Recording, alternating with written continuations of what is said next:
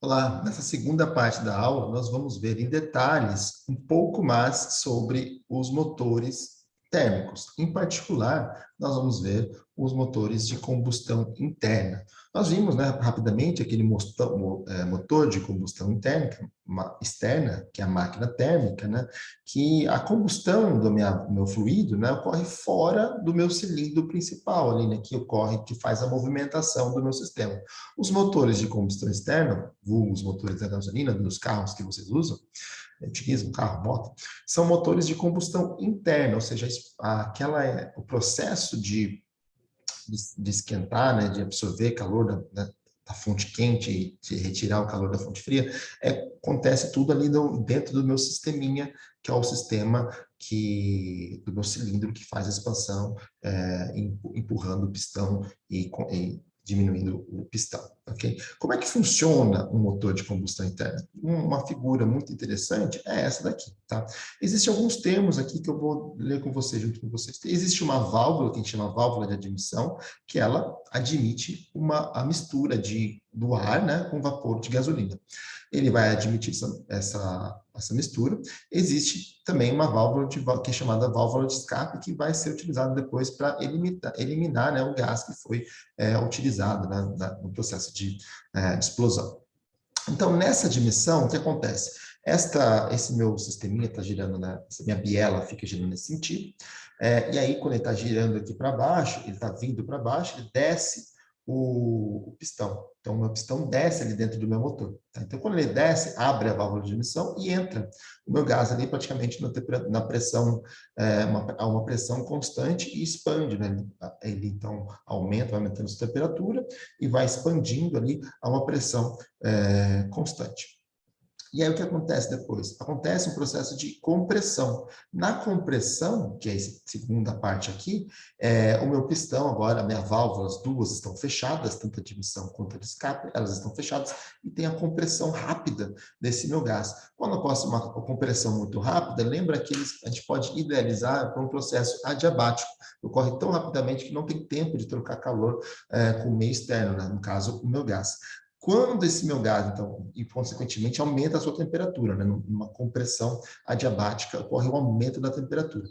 E aí, quando chega num valor mínimo aqui, ocorre uma faísca da vela, né? Essa vela passa uma spark, né? Uma faísca, e explode, né? Tem um vapor de gasolina ali, a gasolina é altamente inflamável, explode e aumenta rapidamente a temperatura. Então, quando aumenta rapidamente a temperatura do sistema, ele quer fazer o quê? Quer expandir esse seu gás, né? Para chegar numa situação mais razoável. Então, começa a expandir seu gás aqui, esse cara começa a descer no processo de expansão, que a gente denomina de explosão aqui.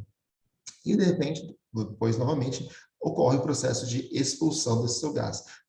Na expulsão, o que acontece? O seu pistão passa para cima, abre-se a válvula de expansão e o seu gás, então, é eliminado até, novamente, quando ele é eliminado e volta quando ele desce, já desce entrando o gás aqui, o vapor de gasolina com ar, para reiniciar o seu processo, ok?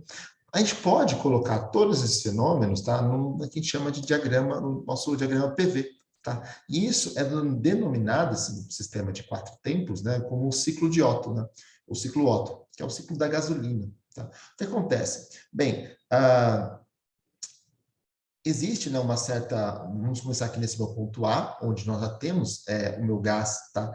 É o ponto que está mais para baixo aqui no processo de admissão. O meu gás já foi admitido o vapor mistura de ar com gasolina já foi admitido aqui, está no ponto de mais alta expansão, tá? Ele denomina um fator de compressão, tá? Que é o R aqui. Quanto maior esse fator de compressão, mais ele vai comprimir o seu gás, tá? Então ele começa nesse meu ponto A, que está denominado aqui, e vai sofrer uma compressão adiabática, que é essa segunda parte aqui. Então, ele sofre uma compressão adiabática. Quando ele chega até o ponto B, que é um ponto onde tem o mínimo de volume aqui, ele tem uma explosão da faísca, e ele aumenta rapidamente sua temperatura, no processo basicamente sem mudar, sem modificar o seu volume, né? Então, um processo isocórico ali. Então, ele aumenta, veja que tem um QH aqui, né, que é quente, e C, que é C, de cold, tá? Então, a admissão, né, de calor, digamos assim, através da explosão, né, do seu gás, né? Então, tem um aumento muito rápido da temperatura, então passa de B até C. E quando tem essa temperatura muito alta, ele quer, né, expandir. Então, um processo que, né, tem uma pressão muito alta aqui, uma pressão mais baixa aqui, ele vai expandir seu gás.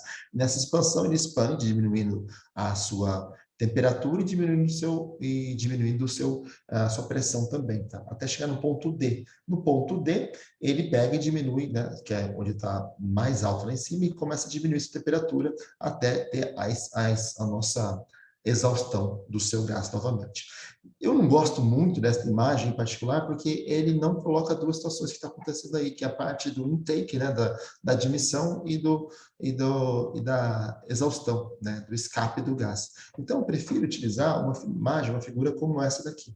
Então, o verde aqui, tá, setinha verde, ocorre uma admissão, que essa admissão a gente pode idealizar que ocorre na pressão constante. Tá? Então, tem uma admissão do meu gás, que é o meu gás está aqui, né? Está sendo colocado ali, está sendo expandido conforme o meu cilindro vai descendo. Então, saiu de um volume menor para um volume maior, então vai expandindo esse meu gás aqui.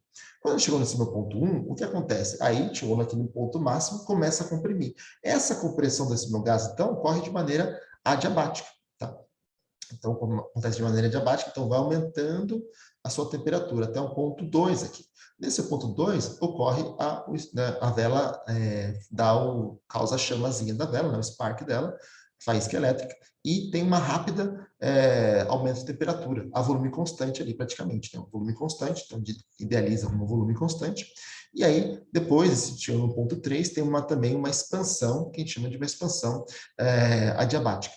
Tá? Diminuindo a temperatura, diminuindo a pressão, e está chegando no ponto 4. No ponto 4 é onde diminui a temperatura, né? A gente idealiza a diminuição da temperatura na volume constante aqui, e aí tem junto toda essa parte 4 aqui em azul, é o que a gente está eliminando o gás que foi utilizado na mistura de vapor de gasolina com ar, que foi utilizado para expandir, para fazer o movimento do meu pistão. Na prática, realmente o que acontece não é exatamente isso daqui, mas é uma coisa um pouco mais parecida com essa, tá? Ocorre o intake, né, tipo, a inserção do seu gás aqui, então ele vai praticamente a pressão constante, veja, então sai de um volume crítico aqui, vai até um volume R vezes VC, exatamente igual, embora as unidades são um pouquinho diferentes do livro que a gente usa, mas a ideia a gente entende. Então tem a expansão, né, então está expandindo, e depois começa a contrair. Na contração, já tem aquele meu gás ali, né? Começa a contrair com adiabaticamente. Então, vai aumentando a temperatura até que tem a faísca e acontece a ignição. Só que veja que aumento da temperatura e da pressão não ocorre numa isocórica, ocorre enquanto o meu sistema está se movimentando. Na verdade, ocorre um pouco antes de chegar no mínimo, né, do volume ali. E aí tem aumento rápido da pressão, aumento da temperatura, e esse aqui meu sistema quer estar com uma altíssima pressão, ele quer expandir, né? Então vai ter uma expansão adiabática, aproximadamente adiabática, né, desse sistema, até que ocorre, né, a exaustão do seu gás aqui. Então, ocorre também quase a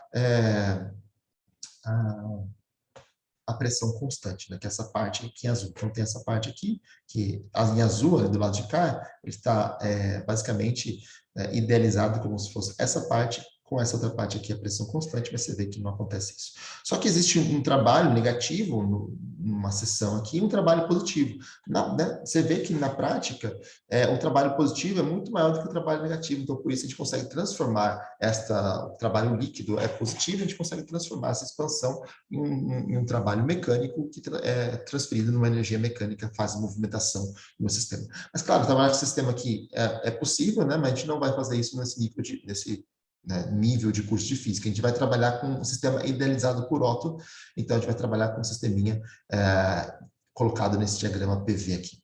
Então, nos processos 2 para 3 e de 4 para 1 são os processos isocóricos. A gente viu que o calor, né, ele entra no processo isocórico, ele sai no processo isocórico através das nossas quantidades de calor. Então, Q que entra na minha fonte quente aqui, é o número de mols no sistema, N, vezes a capacidade térmica a volume constante, CV, vezes a diferença de temperatura entre T3 e T2. Isso aqui é maior do que zero, porque é um aumento da temperatura, né? A admissão, né? A explosão ali aumenta a temperatura, o calor está entrando no sistema, né? Através da reação química de explosão da gasolina. E o quanto que sai aqui é um Q-frio. Só que o Q-frio, você vê que é N, CV, a mesma quantidade de gás está ali, né? Não se perde. T1, que está uma temperatura menor do que T4, isso aqui é menor do que zero. Então, a gente vai usar novamente o nosso módulo, tá? Então, a eficiência é 1 menos o módulo de QF dividido por Q-frio, que basicamente significa que eu vou trocar aqui as temperaturas T4 por T1, tá bom? Ou seja, ficar 1 menos T4 menos T1 dividido por T3 menos T1, porque o NCV ele é cancelado mutuamente em cima e embaixo. Bem, o que eu quero fazer? Eu quero essa eficiência, então esse eta, né, essa eficiência desse meu sistema. Mas, em termos da temperatura, não é algo eficiente para mim, porque eventualmente eu não sei que temperaturas eu estou chegando ali, né? Se T1, T2, T4 são temperaturas que não consigo medir no meu sistema. Mas se eu consigo volume, tá? Eventualmente. Mais do que isso, eu consigo a razão de compressibilidade. Então, o que eu vou usar? Idealizando esse processo de 1 até 2 e de 3 até 4 como processos adiabáticos, né? Veja, de 3 até 4 e de 1 até 2 são processos adiabáticos, uma idealização, né? O T1, né? T1 vezes R, né? Lembra que estava RV elevado a gama menos 1, que é do meu gás, vai ser igual a T2, nesse ponto aqui, T2, V elevado a gama menos 1. Tá? E aí, a mesma coisa vale para T3 e T4. Você faz essa situação T3 e T4 também. Né? Isso vale para esse ponto. Novamente, aqui está idealizando o gás ideal, né? O sistema funciona como um gás ideal, que não é nada comparado com o que acontece na realidade. Né? Então, o que a gente fica? Opa, perdão, aqui é T4, TT e T1. E aqui fica T4 e T1. E o que nós temos? Você pode colocar o R elevado a gama menos 1 em evidência aqui e cortar o T4 menos T1 em cima e embaixo. Tá? Então, basicamente, o que eu observei aqui, tá? É que você cancela os dois do lado o volume, então o volume não importa, só fica só com a razão da compressibilidade, e substituo, onde tem T3 aqui, eu substituo por T4, R elevado a gama menos 1. E onde tem T2, eu substituo por T1, R elevado a gama menos 1, e aí eu coloco R elevado a gama menos 1 em evidência, corto em cima e embaixo. E, portanto, eu chego na expressão de que a minha eficiência, nesse caso, vai ser 1 menos 1 sobre R elevado a gama menos 1. Agora, usando um R, uma razão de compressibilidade da ordem de 8, e um gama, que é o ar, né? O ar é basicamente oxigênio e nitrogênio, que são moléculas diatômicas, e que a gente pode utilizar como moléculas diatômicas que não vibram, né? Então, o gama vai ser igual a 1,4. A eficiência vai dar em torno de 56%.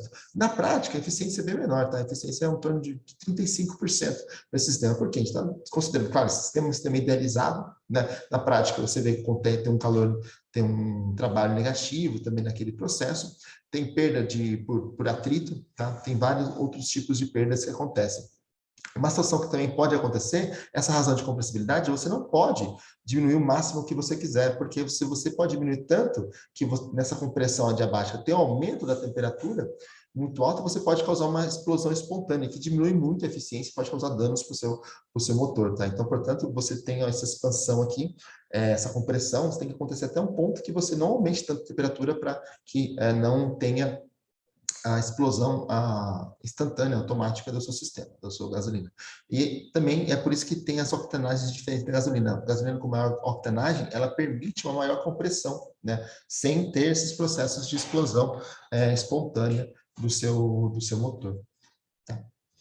Bem, um outro ciclo muito importante para a gente finalizar essa parte da aula, essa parte da nossa aula como um todo, é o ciclo diesel, que eu não vou colocar as continhas para vocês, fica como lição de casa para vocês fazerem. Mas no ciclo diesel, a ideia é basicamente a mesma, tá?